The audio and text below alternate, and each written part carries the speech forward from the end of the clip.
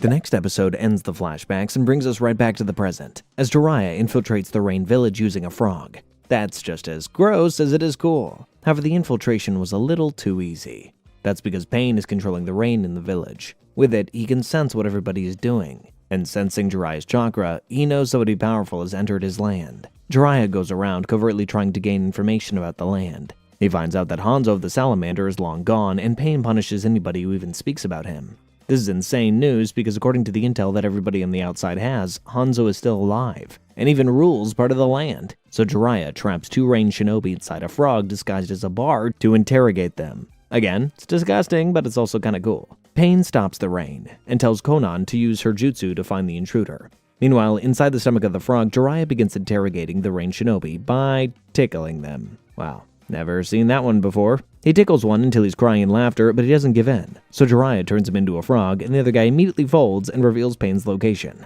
Jiraiya then asks him about Hanzo, and learns the truth. Pain defeated Hanzo, the guy who beat all 3 of the legendary Sannin, by himself. He then murdered Hanzo's wife, children, his friends and relatives, and anybody who was loyal to him. With that, he took control of the Rain Village and now rules with an iron fist. What's more, no one has ever seen him. All of his communication is done through Lady Angel, who we can safely assume is Konan. The shinobi then mentions that Pain is not just a ruler, he's a god, and the people of the rain worship him accordingly. After that, the episode ends with Pain laying down in one of 6 capsules, as another one opens. And that body says it's time to hunt the intruder. Just who and what is this guy? Episode 130 opens with Jiraiya leaving the rain shinobi inside the frog, before heading out to find Pain. But before he does this, he has some preparations to make. First, Jiraiya brings out the key for the seal that is locking up the Nine Tails inside Naruto, in case anything happens to him. He wants the frog to return the key to Naruto. The frog thinks that he's insane. Who the hell would leave the keys to a safe right next to it? But Jiraiya explains that when Minato died, he split the Nine Tails chakra into 2 parts. Minato then sealed one part within himself, the other inside Naruto. Minato never did anything without good reason. Jiraiya believes that he wanted Naruto to have the key. What's more, Jiraiya believes that the Nine Tails attacking the village all those years ago wasn't a natural disaster. He thinks that somebody did it. The frog laughs. Nobody can control the Nine Tails, but Jiraiya says there was one man who could, Madara Uchiha, to which the frog laughs. Madara was alive at the time of the first Hokage, and it's well known that the first Hokage defeated him in battle. The frog says there's no way Madara could still be alive, but the following shot of Toby with his Sharingan visible from the hole in his mask says otherwise. Ooh, there is a lot going on, and it's going to take some time to unpack. Jiraiya disguises himself as one of the rain ninjas that he captured and gets ready to invade Pain's tower. What he doesn't know is that Konan is watching him from the shadows. Konan tells Pain, whose appearance is completely different, that the intruder is Jiraiya, and Pain calls him Jiraiya-sensei. Jiraiya isn't on our side of things, isn't that correct? Probably. Then we must kill him. He then says they have to kill him. There's no choice in the matter. Meanwhile, Jiraiya sneaks in but is immediately smothered by Konan's papers. It was a ruse. Jiraiya was actually controlling the rain ninja's body, not imitating his appearance. And he blows fire at Konan to send her back. He then says he's surprised to see her here, and asks why they're doing this. Konan just says it's none of his business, before growing the paper wings that gave her the name Lady Angel. But of course, she's no match for Jiraiya, and gets captured. Konan asks if he wishes he'd killed them back when Orochimaru said so, and he says he doesn't regret his decision one bit. He's disappointed that she would attack her sensei without even greeting him. Konan says Jiraiya has no idea what they went through, and he realizes that Pain is either Nagato or Yahiko. The other one must have died. He's furious that they're part of the Akatsuki, committing such evil crimes, and so again he asks why. This is when Pain shows up and says it's the decision that he's made. Jiraiya sees Pain and instantly knows it's Nagato. He asks about Yahiko, and Pain says he died a long time ago. After this, they throw some attacks at each other. Jiraiya asks why Nagato is doing this. So he explains there was too much death and destruction in his land. This put Nagato through immense amounts of pain, which he says made him mature. According to him, pain is the best teacher, through all the pain that he suffered. Nagato says he's evolved from a human into a god. Wow, I bet this guy must be really fun at parties. He then says he's collecting the tailed beast to eventually create a forbidden jutsu that works like a nuke. He says he's going to give this power to every nation, and they will use it on each other. Tens if not hundreds of millions will die, and the world that rises from the ashes will be one of peace and understanding. Jiraiya calls him delusional, and he calls Jiraiya simple-minded. Pain then brings his next summon. So Jiraiya summons his Battletoad, a badass frog named Gamaken, who keeps calling himself Graceless. Pain vs. Jiraiya is officially underway. Pain kicks off the fight by hiding in his summon's mouth, which then turns invisible. Jiraiya, meanwhile, is cooking up something special, but he needs to keep his hands together for this, so it's all on Gamaken for now. Jiraiya uses his feet to send out a barrier to find Pain's location. Seeing this, Pain switches up strategies and summons a three-headed dog to the fight. Gamaken makes short work of it, until the head starts splitting and 1 becomes 3 and 4 and 5. No matter how many times the dog is split, it keeps multiplying. Jiraiya and Gamaken try to get some space, but the dogs find them all the same. Gamaken then gets bitten a lot, so Jiraiya gives up on the jutsu he was cooking and takes the dogs into a frog's stomach, where he crushes them. Pain thinks Jiraiya is gone, but it's just a ruse. The real Jiraiya is still cooking up the jutsu, and Gamaken attacks Pain from behind. The guys you just saw with the dogs? Yeah, shadow clones. Pain then summons a bird that can shoot explosives out of its mouth. With some shadow clones, Jiraiya manages to trick and fry that turkey, only for Pain to use another summon, this time a very angry bull. Gamaken takes it down, but that was the last of his energy. He's totally spent, so Jiraiya sends him back, and the follow-up bull that Pain summons charges right into Jiraiya, making a big hole in the wall. But then the bull flies right back out of the hole and disappears. Jiraiya comes running out of the hole, with Fukusaku and his wife Shima attached to his shoulders. He went through all of that just so he could summon those 2 toads? No. He's activated Sage Mode. The only reason it took so long is he can't go into Sage Mode himself. He needs Shima and Fukusaku. The toes on his shoulders aren't just there for show. They immediately find and get rid of Pain's invisible summon. So Pain summons 2 other bodies that have the same eyes and same hair color as him. I guess there are 3 Pains. Anyway, this battle is just getting started. The next episode kicks off with Shima and Fukusaku having an argument. Couples love to show off, don't they? Anyway, one of the Pains tries using that opening to attack, but gets absolutely leveled. Jiraiya then goes on the offensive, seeing the different abilities that each of the Pains possesses. One specializes in summons. One can absorb any and all kinds of jutsu. It's important, however, to remember that all of them only have one unique jutsu. But something feels off. No matter what Jiraiya does, he can't get a hit in on any of the Pains. It's like they have eyes in the back of their heads. That's when Fukusaku realizes what's happening. Because all the Pains share the same eyes, aka the Rinnegan, they can all see what the other person is seeing instantly. This means that while Jiraiya is attacking one of the Pain's blind spots, the other can just see him and help the one that's being attacked to avoid the attack. Jiraiya and the Toads then realize that they need to come up with a plan, so they retreat for the time being. As they make their way, Jiraiya and the Toads realize that Jiraiya can't go one-on-one with 3 Rinnegan users at the same time. What's more, any ninjutsu they use will be swallowed up, and taijutsu versus 3 ninjas of that level is a death sentence. This only leaves genjutsu, which Jiraiya sucks at, so all hope is lost. Until Fukusaku says he and Shima have a devastating genjutsu. Only problem is, it needs some time to cook up. But, since it's an auditory genjutsu, Pain will know where they are as soon as they start it. Still, there's no other option, and Fukusaku and Shima start humming the rhythm for the genjutsu. The Pains hear this, and immediately rush to Jiraiya's location. But by now he's figured out each of their abilities, and manages to distract the other 2 enough to get a one-on-one with the first Pain that showed up. And that's all the time Shima and Fukusaku needed. The Pains are trapped in a genjutsu. Pain, or Nagato, depending on what you want to call him, says he didn't expect a genjutsu from Jiraiya. Jiraiya then says Nagato was an incredible student. If only he had channeled his pain into something good, he could have changed the world. But as the person who taught him ninjutsu, it's Jiraiya's duty to end his reign of terror. With that, Jiraiya stabs them with a big-ass sword and the battle is over. He defeated his student. At least, that's what he's thinking as he walks off. Before he's ambushed by another Pain. He wasn't prepared for this, and takes a brutal hit flying through a wall and losing his left arm. This is when we see the truth behind Pain. There aren't just 3 of them, there are 6. The 6 paths of pain. In attendance. And Pain is the name that defines all of them together, as the 6 stand before Jiraiya. The leader, Gravity Pain as I like to call him, delivers the hardest intro line for any group in anime history. In attendance. The 6 paths of pain. Jiraiya is shook. How did the guys they just killed come back to life? And how are there 6 different Rinnegan users? Duh. I'm not ready for this one, folks, but we gotta push through. The next episode opens with Jiraiya realizing that one of the Pains looks exactly like Yahiko. Jiraiya was sure Nagato was Pain, but none of the Pains don't look anything like him. It looks just like Yahiko. He asks, which one is he? But he just gets one cold-blooded word as a response. Pain. They then start beating on Jiraiya. And if you thought 3 Pains was bad, 6 is basically unbeatable. Jiraiya goes underwater and uses his barrier to trap and kill one of them.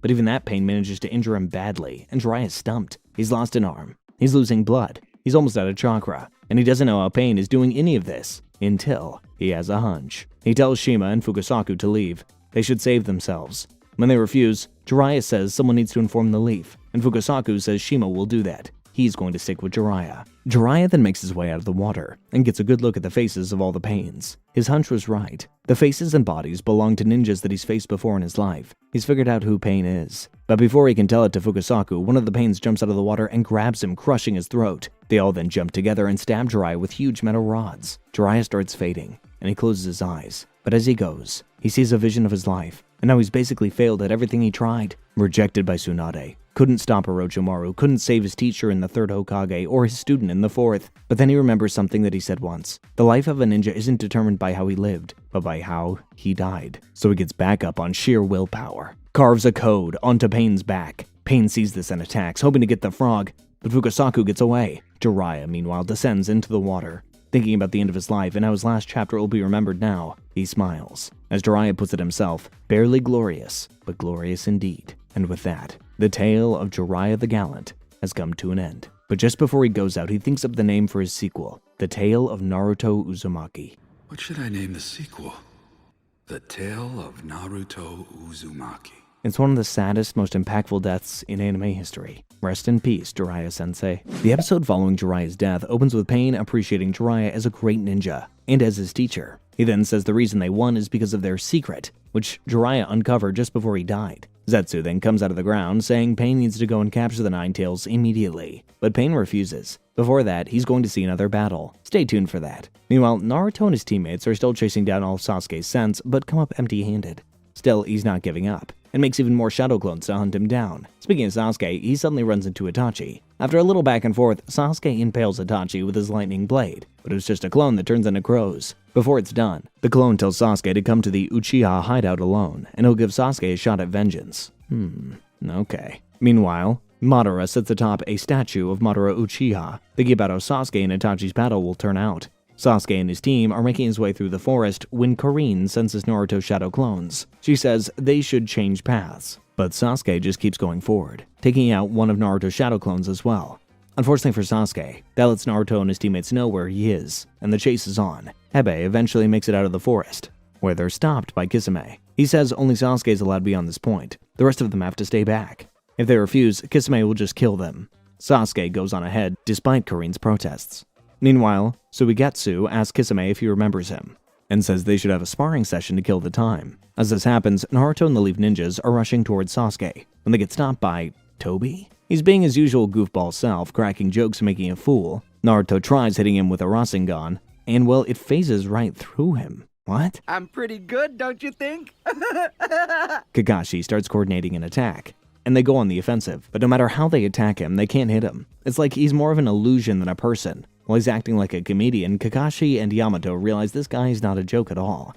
And while Kisame dukes it out with Suigetsu, the episode ends with Sasuke making his way towards Itachi in total rage mode. The first half of the next episode is entirely flashbacks to things that we've already seen before. Itachi and Sasuke when they were younger. Itachi's frustration with his clan slowly bubbling to the surface. Their father's expectations of Itachi and his eventual massacre of the Uchiha clan. All as Sasuke makes his way to Itachi. When he finally gets there, Itachi wastes no time in getting the battle started. Itachi seems to have the edge at first, until Sasuke tricks him into jumping right into his sword. But this is Itachi. You can be sure that the first thing he did was cast a genjutsu.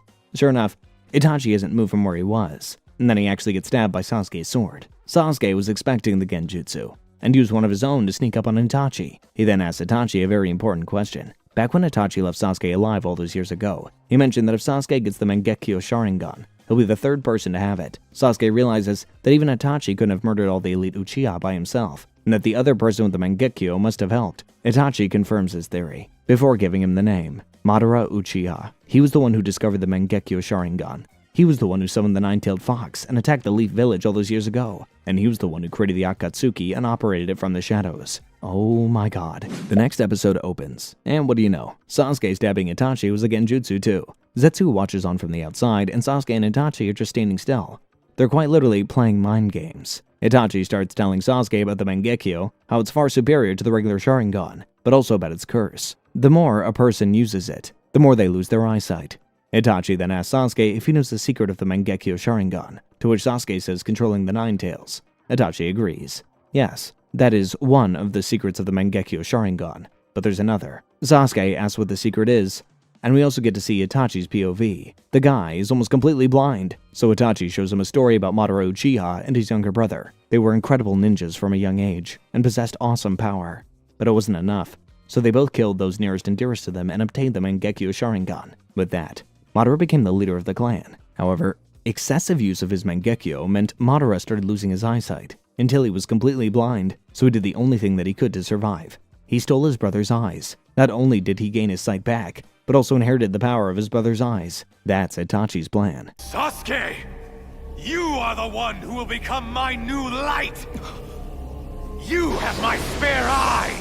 He wants Sasuke's eyes so he can surpass Madara and take his place atop the Uchiha hierarchy. That's why he didn't kill Sasuke all those years ago. He wanted him to develop his Sharingan first. That is an old-school evil villain right there. With that, the fight begins. After chucking a bunch of shuriken at each other, they clash blades, but Itachi's shadow clone jumps in to ambush Sasuke, so he brings out a snake to protect him, before launching a Chidori-powered shuriken that cuts the shadow clone wide open. Unfortunately, Sasuke gets tricked by Itachi's crows, and he smacks him into a wall. He then asks Sasuke to forgive him as he puts his fingers around Sasuke's eye. The next episode opens with Itachi's fingers around Sasuke's eye, and he mercilessly plucks it out. Sasuke tries to use the curse mark to fight back, but a clone of Itachi grabs him from behind. He's about to pull Sasuke's second eye out, when Sasuke grows out snakes on his back, which scream. As it turns out, this scream breaks Itachi's ultimate genjutsu, the Tsukuyomi. We then see Sasuke still has both eyes, and is standing across from Itachi. Sasuke falls to his knees, and Zetsu, who's been secretly watching this whole time, thinks it's over. That is, until Itachi falls to his knees too. Sasuke breaking his Tsukuyomi took a lot out of Itachi too. Bro is growing at an insane pace. Itachi, however, is not about to be outdone by his younger brother. He begins cooking up his Amaterasu. According to Zetsu, Itachi's left eye possesses the most superior genjutsu, while his right eye possesses a superior ninjutsu. That's what the Amaterasu is. With genjutsu being done, the brothers start fighting. They're fighting for real this time. However, something is off with Itachi. He gets hit by a move he easily could have dodged. The effects of the Tsukuyomi from earlier are really getting to him. He's on the back foot. Sasuke uses the opportunity to pile on the pressure with a fireball and a Chidori, sending the fight outside.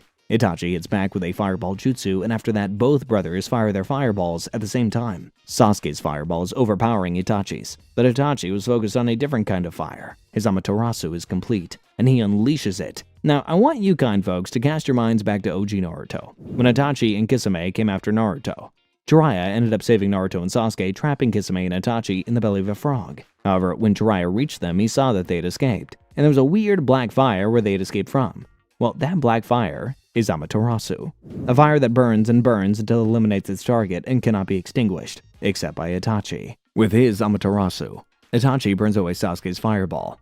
Yeah, the Amaterasu can even burn fire. Sasuke starts running out of Itachi's sight as Itachi keeps tracking Sasuke with his right eye. Eventually, he catches Sasuke and Sasuke starts burning up. Itachi stops the burning to take Sasuke's eyes, but Sasuke already used that Orochimaru-style substitution to hatch a new body out of his old one. Ew. In case you forgot, he absorbed Orochimaru, so, he did do that. With that, Sasuke activates his curse mark and starts shooting a bunch of fireballs up at Itachi. Itachi dodges away from them. However, is feeling the effects of using the Mangekyo Sharingan too much. Zetsu sees both of them and says they're both basically out of chakra. But as it starts raining, Sasuke says he has one more jutsu up his sleeve. He came here prepared to kill Itachi. Episode 138 opens with us realizing that the fireballs Sasuke just let out weren't meant to hit Itachi. His plan was to make it start raining. With that, Sasuke plays his trump card. He harnesses the lightning in the sky, controls it, and launches it in an attack that's impossible to dodge. After all, it comes at the speed of light. Itachi and Zetsu are both shocked, as the lightning takes the shape of a dragon before crashing down on Itachi. When the dust settles, Itachi isn't moving. Sasuke drops to his knees, exhausted but relieved. It's finally over. Or is it? As Sasuke finds out, it's actually not over at all, because Itachi gets up and says Sasuke's gotten stronger. That attack could have killed him. He then shows Sasuke how he survived. After gaining Tsukuyomi and Amaterasu, he unlocked a third jutsu, the Susanoo. It's a large spirit that gets summoned above him, and it is as cool as it is terrifying. Seeing this monstrosity walk towards him, Sasuke activates his curse mark in a desperate attempt to gain more power, but all he gets is Orochimaru's chakra, which he was suppressing to the surface. This chakra bursts out of Sasuke in the shape of Orochimaru's 8th serpent jutsu, and Itachi's Susanoo takes it on, chopping off 7 of the 8 heads. Then the 8th head opens to reveal Orochimaru alive and well. Unfortunately for him, Itachi's Susanoo possesses the Tatsuka blade, also known as the Sword of Sealing.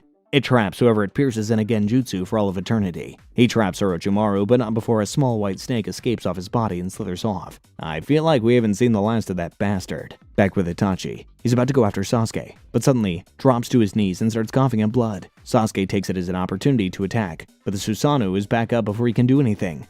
Sasuke tries and tries, but the Susanoo is impenetrable. Itachi makes his way towards Sasuke slowly, menacingly. Sasuke can't do anything about it. But when Itachi gets up close to Sasuke, he says something that we don't get to hear.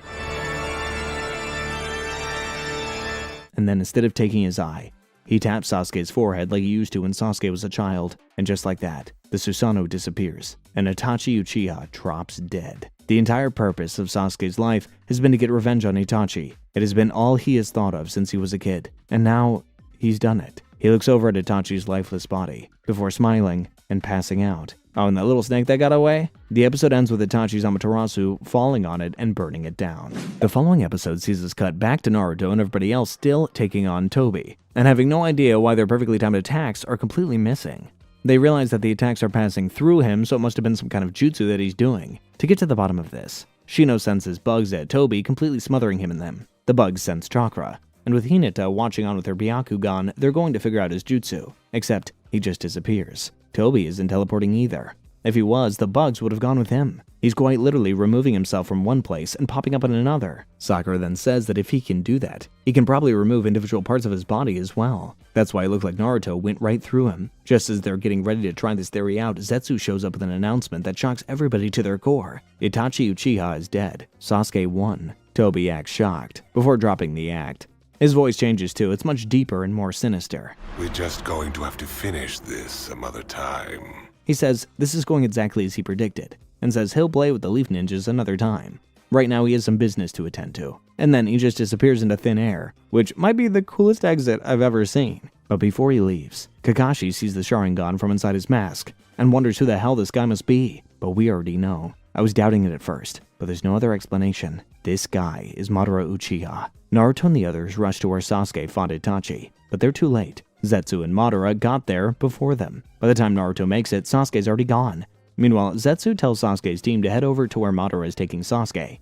He then asks Kisame what he's gonna do, now that his partner's dead. Kisame says he'll go spread his wings for a bit, even if they were both evil scumbags. You can see Kisame cared for Itachi. After that, Sasuke wakes up in a place he doesn't recognize, with a voice he doesn't recognize speaking from the shadows. It's Madara, and he says he has something important to tell Sasuke. It's about Itachi, but when Sasuke looks into Madara's Sharingan, his own eye transforms into the shape of Itachi's Sharingan and blasts Madara with Amaterasu. It looks like he's down, but Madara Uchiha does not fall so easily. He's unscathed, and then says that Itachi must have planted that Amaterasu in Sasuke. When Sasuke asks why, Madara says that it's simple, to protect him. Why the hell would Itachi protect Sasuke after spending an hour trying to kill him? The next episode starts with Madara saying Itachi didn't want the truth about him to get out. Because of that, only 4 people besides Itachi knew what he was doing. Those 4 people were the 3rd Hokage, Danzo, and the 2 advisors of the Hokage, Hamura and Koharu. Since the 3rd died, only those 3 know it now, and they will never tell the world. Sasuke starts hyperventilating as he remembers both his good and bad memories with Itachi. What is this masked maniac saying? How could the man Sasuke hated his whole life? The man who killed his family and clan, the man who took everything from Sasuke. How could this man be protecting him? What are you trying to tell me here? Sasuke then wakes up to find himself tied up, and Madara says he simply did this to stop Sasuke from running off. He might not have any proof to show Sasuke what he's saying is true, but Sasuke will hear him out. In order to tell this story, he needs to go back to before the Leaf Village was founded. Back in those days, the entire world was stuck in battle, with individual clans being hired by different nations to fight on their behalf. Among this clan, there were 2 who stood above all the others, the Uchiha and the Senju. Also, Madara says he didn't kill his younger brother to get the perfect Mangekyo Sharingan. His brother sacrificed his eyes so that Madara could protect the Uchiha clan. Anyway, Madara was destined to fight the leader of the Senju clan in battle one day, and so he faced the man named Hashirama Senju, who Madara says he respected more than anybody else. Madara fought many battles with Hashirama, and both the ninjas became legendary in the process. Their clans clashed over and over again, with seemingly no end in sight, except there was an end in sight. Tired of the war, fighting and death, the Senju clan sent over an offer for a truce. Madara was against it, but he was the only one in his clan. Everybody else wanted peace. As their leader, I had no choice but to go along with their wishes. And so Madara agreed to the truce. The truce between the clans eventually led to an agreement with the Land of Fire, and that's how the village hidden in the leaves was born. Slowly but surely, all the other nations adopted this one nation, one village policy, and there was peace, for a while at least. Because after that came the matter of who would become Hokage. Everybody in the village, including the members of the Uchiha clan, thought it should be Hashirama Senju. Not a single one of them backed Madara, and so Madara left, swearing war on the village and its people, but he would return. With the Nine Tails under his control and unleash havoc on the Leaf Village. That's when Hashirama and Madara had their final battle, in the place that would come to be known as the Final Valley. As Madara, despite having the Nine Tails lost to Hashirama, everybody, including Hashirama, thought he was dead, but he survived. After this battle, the Uchiha were never trusted again. They were treated like the Senju's dogs. Then, when the Nine Tails attacked the village a second time, Madara says the Uchiha were blamed, even though they had nothing to do with it. After that, they were under constant surveillance by Anbu forces, and were shunned to the outskirts of the village. Eventually, resentment kept building in the Uchiha clan, until they had had enough. Under Sasuke and Itachi's father, the Uchiha clan planned a coup to overthrow the Hokage, so the Leaf Village sent a double agent to infiltrate them. And that agent was none other than Itachi Uchiha. The look on Sasuke's face says it all. How is this even possible? The next episode starts with Madara still explaining Itachi's actions. Now, Itachi and Sasuke's father was under the impression that Itachi was feeding the Uchiha clan information about the Leaf Village, when it was actually the opposite. You see, Itachi was 4 years old when the Third Great Ninja War happened. Seeing all this death and destruction at a young age made him hate war, and he spent his whole life trying to avoid it. As such, he saw that the Uchiha clan's coup of the Leaf could trigger the Fourth Great Ninja War, and he couldn't bear it. Seeing his willingness for peace, the village used Itachi by giving him the ultimate mission: slaughter his own clan and keep the peace, becoming a rogue ninja in the process, and then living the rest of his life on the run. Imagine what he must have gone through, what he must have felt. Knowing he couldn't do it on his own, he reached out to Madara, who agreed to help him. Madara got to take revenge on the clan that turned their backs on him, and Itachi carried out his mission flawlessly. Well, almost flawlessly. You see, Itachi was supposed to kill every man, woman, and child of the Uchiha clan, but there was one person Itachi couldn't bring himself to kill, and Sasuke's eyes open in shock as he realizes that person was him. But he couldn't kill his little brother. Before Itachi left, he made the third Hokage promise to protect Sasuke. Then before leaving, he threatened Danzo. If Danzo ever heard Sasuke, Itachi would expose the truth to everybody. But Sasuke cuts him off. He has a hard time believing any of this. After all, Itachi tried to kill him multiple times. But Madara is like, dude, be serious. If he wanted to kill you, he would have just killed you. Sasuke asks why Itachi fought him near death in their battle, and Madara says even Sasuke should know the answer. Itachi did that so he could both remove Orochimaru in the curse mark from Sasuke's body. He then had Sasuke think he was the one who killed Itachi, so he'd awaken his Mangekyo Sharingan. Everything Itachi ever did was for two reasons: the safety of the Leaf Village and the safety of his brother. But when it came down to choosing between the two, Itachi picked Sasuke. To him, Sasuke was the most precious thing in the world. He lived a life of hate, lies, and deception. Also that Sasuke would have lived a life filled with love and peace. After hearing the truth, Sasuke is standing on the edge of the ocean, and he recalls all his precious memories with Itachi. He remembers how much Itachi cared for him, how kind and gentle he was, how he would always poke Sasuke's forehead when he couldn't spend time with him. He then remembers Itachi's final moments. He wasn't taking his eye out, he was poking his head, just like the good old days. In his final moments, he said, "I'm sorry, Sasuke. This is it." And when he died, Itachi was smiling, knowing he'd done all he could for his younger brother. Realizing that he spent his entire life hating the person who loved him the most, Sasuke cries. It's a moment that made even the toughest of Naruto fans drop to their knees. But then, Sasuke opens his eyes, and the pain of what he just learned has taken effect. His Mangekyo Sharingan is awake.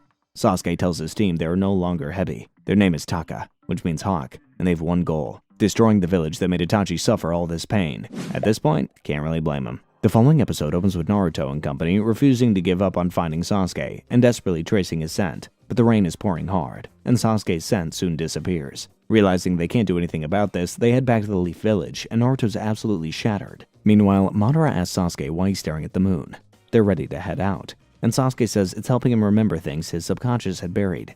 We then see the moment Itachi left Sasuke alive, and just before Itachi left and Sasuke passed out, Sasuke saw Itachi crying. He knows Madara is telling the truth, and he knows what he has to do now. Meanwhile, Madara finds Kisame and reveals his true identity. Kisame isn't as shocked as you would think he'd be. He even calls Madara the former Misukage, which is the Hokage equivalent of the village hidden in the mist. The only thing I learned from that line is that Madara has been around for a very long time, and he's been busy. Later, Taka meets up with Kisame and Madara. Sasuke says they'll destroy the Leaf Village, but to do this, they need to take out the elders first. Kisame says this won't be easy. and that Taka aren't strong enough to beat them right now. That's when Suigetsu says he wants to fight Kisame again. He wants Kisame's sword. He jumps in and swings at him, but Madara slaps the sword with his bare hands. Sasuke tells Suigetsu he can't beat Kisame, but he should do as he likes. Suigetsu then backs off, with Kisame smiling the whole time. Madara then says Taka will work with the Akatsuki. In return, they'll give them one of the tailed beasts. Currently, the Akatsuki has 6 tailed beasts, leaving 3. Taka and the Akatsuki will split up to hunt the last 3.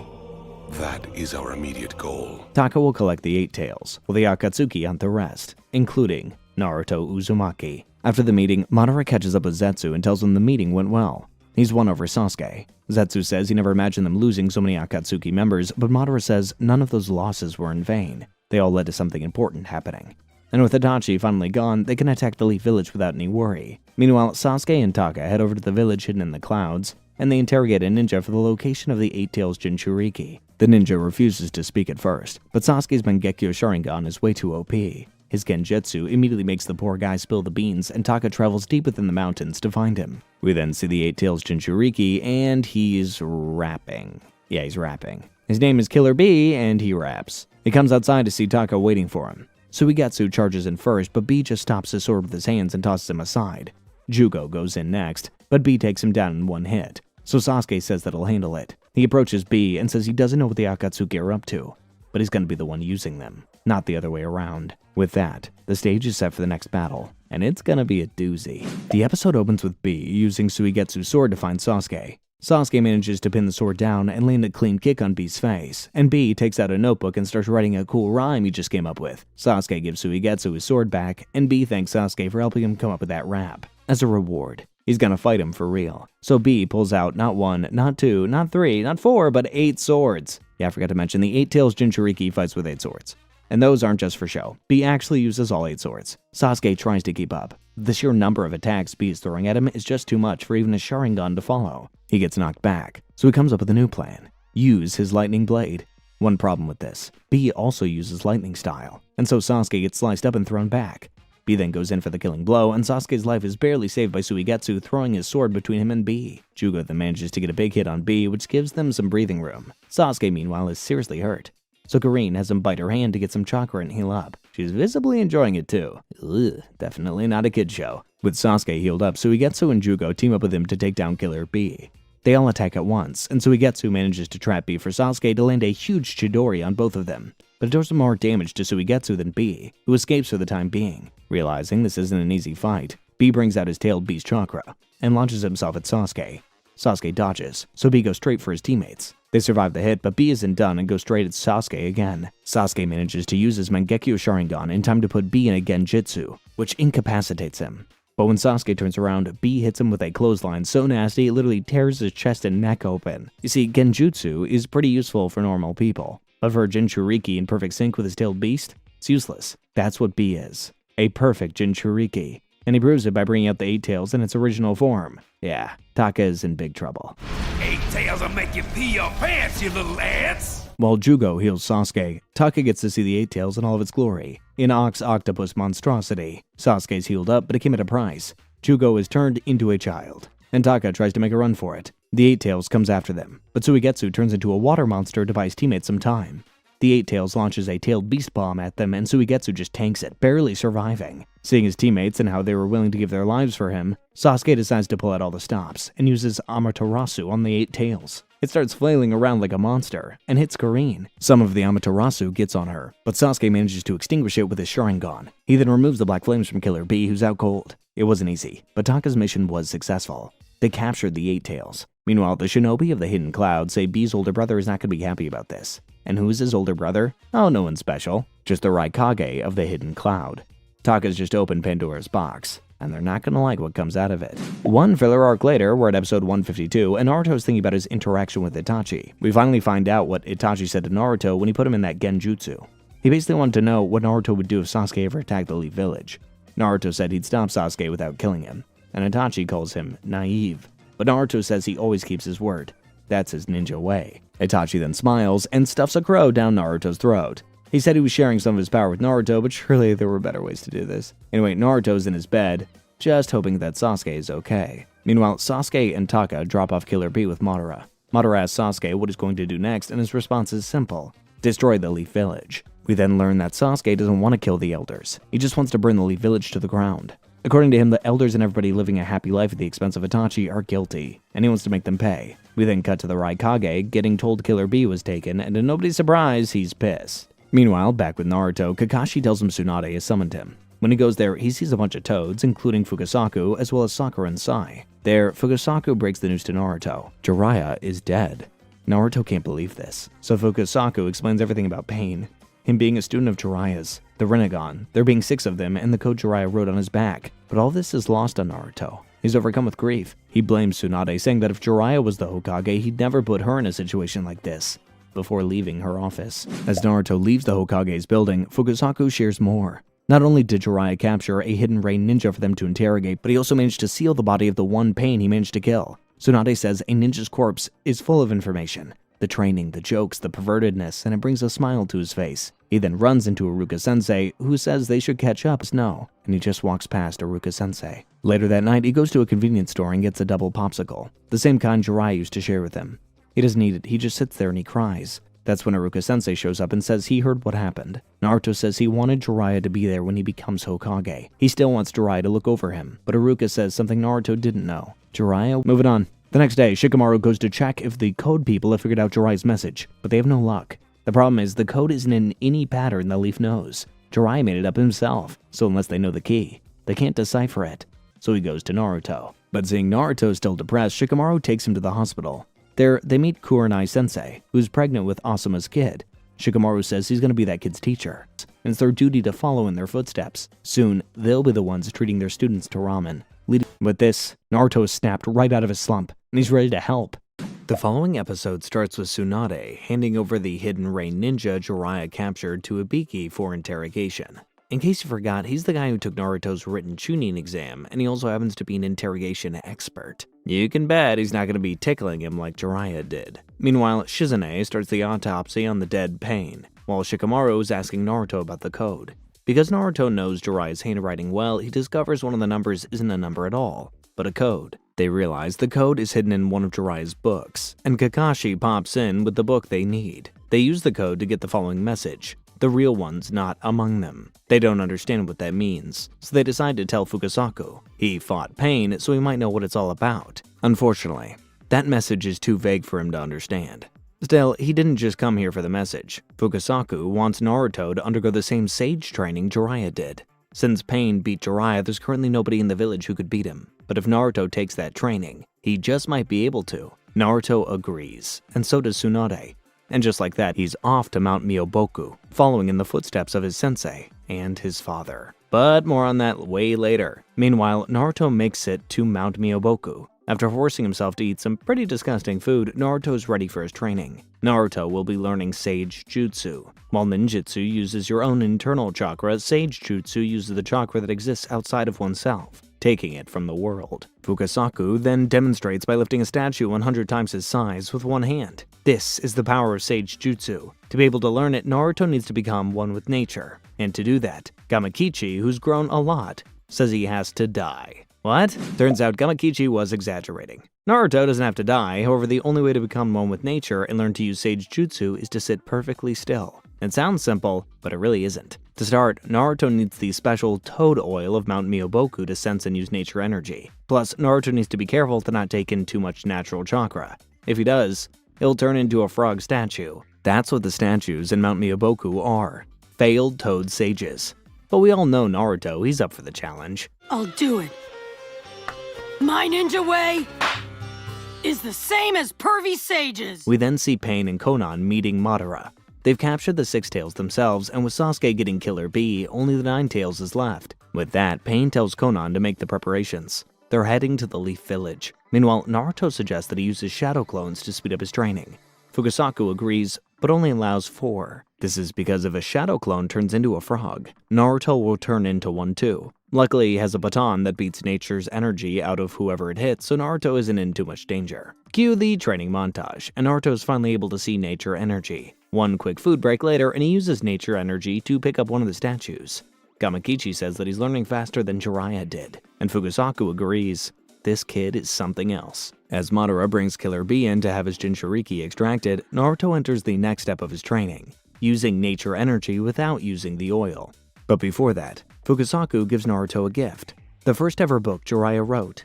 It's called Tales of a Gutsy Ninja, and it's the book that made Minato give Naruto his name. As Naruto reads the book, he cries. He remembers Jiraiya says he's going to trust Naruto with finding peace in the world, and he smiles. The episode then ends with the Akatsuki extracting the 8 tails from Bee, only to find out that it isn't Bee at all, but one of the 8 tails substituted as him. Uh-oh. Sasuke messed up. The next episode opens with Naruto training without the help of the toad oil. Unfortunately, it is a bit harder than he thought it would be.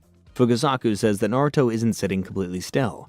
This is the only way to achieve Sage Jutsu, so Fukasaku decides that what he needs is an incentive to stay still. And there's nothing that motivates you quite like not falling to your death. Naruto knows the training is tough, but also knows he doesn't have a lot of time. So he brings out his shadow clones. Using his shadow clones, Naruto keeps going at the training, doing his best to stay still, failing over and over and over again until he finally does it. He's gathered enough natural energy to enter Sage mode. It's something even Jiraiya couldn't do without the help of Fukasaku and Shima. So he's officially surpassed his teacher, but his training isn't done yet.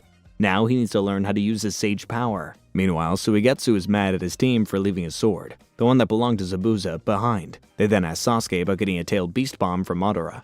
Sasuke says he doesn't know about all that, but he does know that he now has the power to destroy the leaf. But as with all power, it comes at a cost. And as Sasuke knocks over a glass of water, we know the cost of the Mangekyo Sharingan: one's eyesight. Outside, a spy from the hidden cloud has trailed Taka and tries sending back a message to their location, only to get stopped by Sasuke and Jugo. Back with Naruto, and he's training so hard that Fukasaku is the one who needs the break. No, not yet. It's not you. I'm the one that can't go on. But when Fukasaku falls asleep, Naruto gets up and leaves. What is he up to? Back in the hidden cloud, the Raikage is blowing a fuse. He decides to let the leaf know he'll take care of Sasuke himself, and summons a 5 Kage summit, a meeting between the leaders of the 5 great ninja villages. He's not gonna let Sasuke and the Akatsuki get away with this. Back with Naruto, it turns out he was practicing something. Whatever it was, it worked. Meanwhile, the Raikage gives his best ninjas, Omoi, Karui, and Samui, the task of finding and rescuing Bee. Turns out they were Bee's students, and they'll do anything to save their sensei. The episode then ends with Naruto still training hard. The following episode opens with a peaceful day at the Leaf Village. The birds are chirping, the kids are playing, and everything is perfect. So naturally, it's time for Pain to attack the village. He mercilessly kills all the guards out on patrol duty, before setting his sights on the village. Also, it looks like the Pain that looks like Yaiko has some kind of gravity power inside the leaf. They're still hard at work figuring out how to beat Pain. Shizune is working on the autopsy and figures the black rods impaled in the bodies of the Pains might have something to do with it. So she's investigating that. Ino's dad, meanwhile, is diving deep into the mind of the Hidden Rain ninja and sees that it's full of genjutsu blocks to stop him from revealing the truth. Meanwhile, Shikamaru and Sakura are still trying to figure out what Jiraiya's message, "the real one's not among them," even means. We then take a quick cut to Tsukasaku explaining the risks of Sage energy. First of all, Naruto can't stay in Sage mode longer than 5 minutes, so once he uses it, he needs to finish his battles quickly. Secondly, you have to be still to go into Sage mode, so Naruto can't do it during a fight, unless he has Fukasaku attached to his shoulder just like Jiraiya did. Meanwhile, the 6 Paths of Pain and Konan assemble outside the Leaf Village. They throw the Pain that summons stuff inside the village, and all the security thinks there's just one intruder. But then summoning Pain summons the other Pains and Konan inside the village, and they begin wrecking stuff and asking where Naruto is, though they're not having any luck with the latter. While that's happening, Shizune realizes that the rods in the Pains are chakra receptors, and says she has to get this info to Tsunade. Meanwhile, the Pains attack all over the village, and the Leaf Ninja start to react. Sakura jumps in at the last second to save a family from a giant centipede, and we see Iruka as well as the other ninjas mobilizing. Back in Tsunade's office, she gives out the order: ring the alarm bell, and recall Naruto. The following episode starts with the attack on the leaf still underway. We then cut to the scumbag Danzo telling the advisors of the Hokage that Tsunade bringing back Naruto from Mount Miyaboku is a bad thing. Shizune is still analyzing the rods, while Pain keeps up the assault on the village. As this happens, Shikamaru saves Kurenai from a big-ass centipede and escorts her to safety. Sakura sees how many people are getting injured and worse, and decides to head to the hospital. With Shizune still doing the autopsy, there's no one to take charge there, so Sakura decides to do it herself. It's what Tsunade would do, and Sakura is her student after all. As Tsunade tells a frog to recall Naruto, the two advisors step in the room and say she shouldn't do this. Pain is here for the 9 tails, and calling Naruto back would be handing Pain what he wants on a silver platter. But Tsunade is so done with the counselor's bullshit that she literally picks them up by their collars, throws them on their asses, and calls them a bunch of cowards. She tells them that Naruto's in some weapon she needs to hide. He's a ninja who'd give his life to protect the village. That's what they need right now, to trust the next generation, just as the last generation trusted them. Do as you please. The counselors say she can do what she likes, and leaves, as Shizune arrives and tells Tsunade about the chakra receptors. She tells the frog to update Naruto on the chakra receptors, and heads out to protect the village. But before the frog can teleport Mount Miyaboku, it's killed by Danzo? He's disgusted that the counselors gave in to Tsunade, and he's gonna keep the Nine Tails away from Pain no matter what it takes. Such a piece of shit. Tsunade summons her slug and tells it to split up and heal every single injured person in the village. She's gonna save the village by any means necessary. Meanwhile, Pain and Konan are still torturing Leaf Ninjas, trying to get a clue on Naruto's whereabouts. But no matter what they do, no one is giving them any answers. Gravity Pain eventually ends up in front of Iruka-sensei and asks him where Naruto is. Iruka is the last person who'd give up that info, so Pain decides to shove a metal rod in his face until Kakashi stops it. Thank God. Iruka gets away, and this sets the stage for Kakashi versus Pain. Ooh boy. The episode starts with Kakashi taking on Gravity Pain. After a small back and forth where Kakashi gets stabbed by one of Pain's rods, he goes in for a Chidori, which Pain counters by using his gravity powers to just shove Kakashi backwards. In the distance, Choji's dad, Choji, and other ninja see Kakashi's battle and decide to head there. Meanwhile, Kakashi is trying to figure out Gravity Pain's powers when Machine Pain shows up and launches missiles out of his hand at Kakashi. He dodges and shows up behind him to land a Chidori, but Machine Pain is able to dodge because Gravity Pain is looking at him. If you remember, Jiraiya discovered that they share the same vision, so whatever one path of Pain sees, the other one can see too. Gravity Pain starts pulling Kakashi into Machine Pain's huge sword, and Kakashi tries to save himself, but the pull is just too hard. Kakashi flies onto Pain's blade, or at least the lightning clone Kakashi made does. The real Kakashi was hiding until he got a better understanding of Pain's powers. That's when reinforcements show up in Choji, his dad, and some other ninjas. Choji and his dad crush Machine Pain, and then everybody launches an all-out assault on Gravity Pain. It doesn't work, but Kakashi realizes there's a limit to his power. What he means by that is Gravity Pain can either push or pull objects, creating his own gravity. However, there is some downtime when he has to switch between pushing and pulling. It's not a lot, but it's all they got. Using that downtime, Kakashi plans a sneak attack with Choji and his dad. Kakashi attacks first. Choji and his dad attack next to make Gravity Pain think they were supposed to be the real attack, but then they trap him in chains, leaving Kakashi open to strike him down. The plan is brilliant, and it would have worked if Machine Pain didn't jump in front of Gravity Pain at the last second. There's an explosion, and in the aftermath, Choji and his dad are out cold, while Kakashi is trapped in the rubble. Pain takes out a singular nail and launches it at Kakashi's head, which snaps back and then stops moving. Gravity Pain heads off, and Choji wakes up to find his dad dead. He starts crying, but hears a voice tell him there's no time for that right now. It's Kakashi. He managed to get rid of the nail Pain sent at him using Mangekyo Sharingan. He's still alive. He tells Choji to report what they've learned about Pain to Tsunade. Every detail is important. If you can still move, you must report Pain's abilities to Lady Tsunade. But Machine Pain is still alive. Hearing this, he fires a missile at Choji, who does his best to run away, realizing that it's the end. Kakashi uses his Mangekyo Sharingan one last time to get rid of the missile, but unfortunately, since this was the very last of his chakra, he closes his eyes. He sees his students, the people he's entrusting the future to, and apologizes to Obito. This is as far as he goes. But then he sees Obito, Rin, and the 4th Hokage and says he'll be joining them soon. Before that, he has another person to meet, his father. Kakashi sits down and his father asks him if he'll tell him his story. Kakashi says he will, but it's a long one. His dad smiles. He says he's got all the time in the world. Meanwhile, Choji reports what he learned about Gravity Pain to Tsunade. There's a 5-second gap between his attacks. Tsunade tells him to go back to the battlefield and take his dad to the hospital. Through the slugs, she knows that he's alive. But when Choji asks about Kakashi, Tsunade says nothing. The episode then ends with a shot of the legendary Copy Ninja and his motionless body stuck in the ground. Kakashi went out protecting his comrades, and he's my freaking hero. The episode opens with Tsunade sending her chakra out into the slugs, desperately trying to minimize the casualties. Meanwhile, Danzo is cooped up underground with his underlings.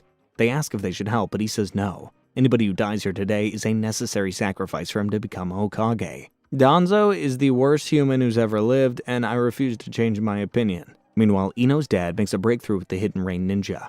Inside his memories, he sees the ninja transporting a dead body to Pain's tower. He peeked at the body out of curiosity, and it's a woman. A woman who looks suspiciously like summoning Pain, as she cooks up her next summon. As Shizune tries to figure out the connection between the rods and what Ino's dad discovered, summoning pain has brought that despicable dog Jiraiya was fighting out, and the Anbu are not having a good time handling that thing. Back at Mount Miyoboku, Fukasaku tries merging with Naruto but quickly realizes this isn't gonna happen.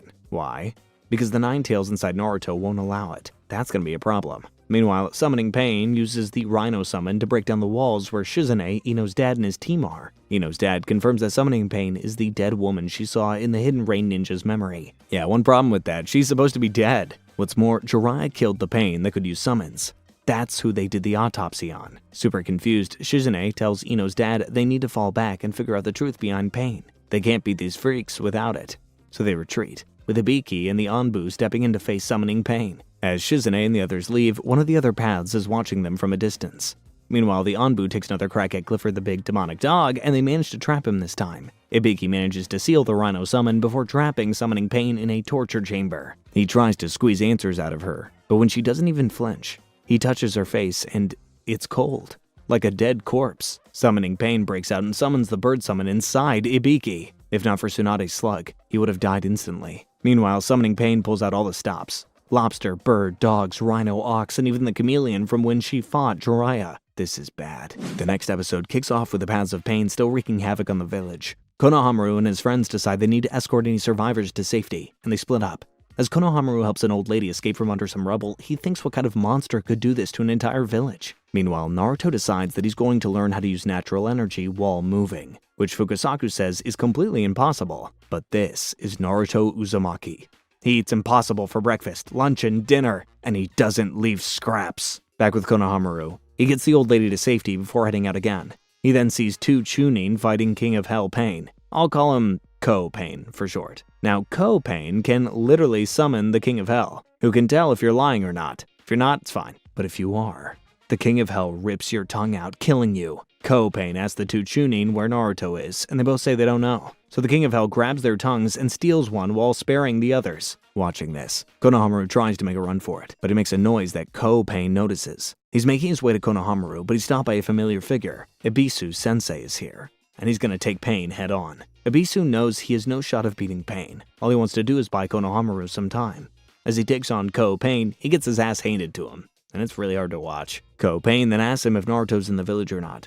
Ibisu remembers what a brat Naruto used to be, how he's matured into a ninja everybody in the village depends on. He smiles and says Naruto's a comrade. He won't be giving him up to anybody. Ko Pain is about to end Ibisu when a couple of kunai hit him out of nowhere.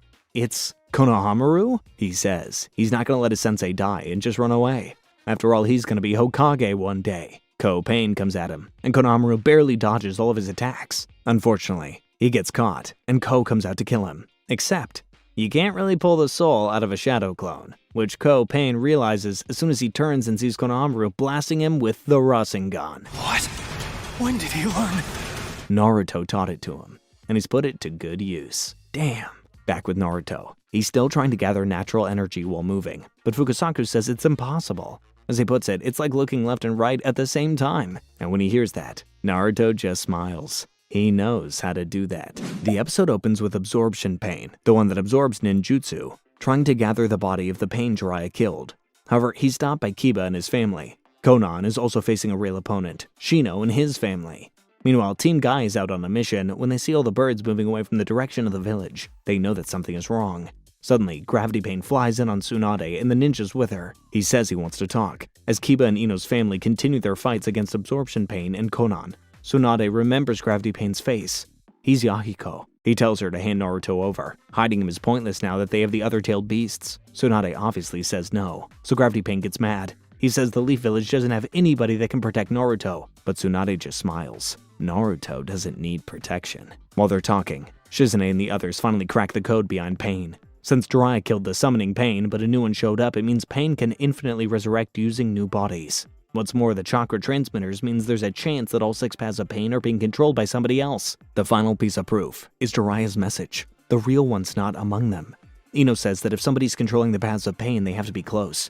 The real Pain is hiding somewhere in the leaf, but before they can get any of this to Tsunade, Soul Pain jumps in and takes Shizune hostage. He can do 2 things: read minds and steal souls. He reads Shizune's mind and finds out Naruto is at Mount Miyoboku, so he says they don't need to waste time here anymore. All around the village, the paths of Pain start pulling back. Gravity pain starts floating up, saying this world must feel, contemplate, and accept pain, and he's gonna help them with that. On Mount Miyaboku, Naruto and Fukusaku are told that the messenger frog just died, fearing the worst. They prepare to head over to the Leaf Village. Naruto boy, I have a really bad feeling. Meanwhile, Soul Pain steals Shizune's soul, before he and the rest of the paths are summoned outside the village by summoning Pain. Why? Well, Pain says he's going to use that jutsu. As Tsunade and her ninjas try to get to Pain, Konan is also trying to stop him from doing what he's about to do. He says it'll shorten his life, but Pain doesn't care.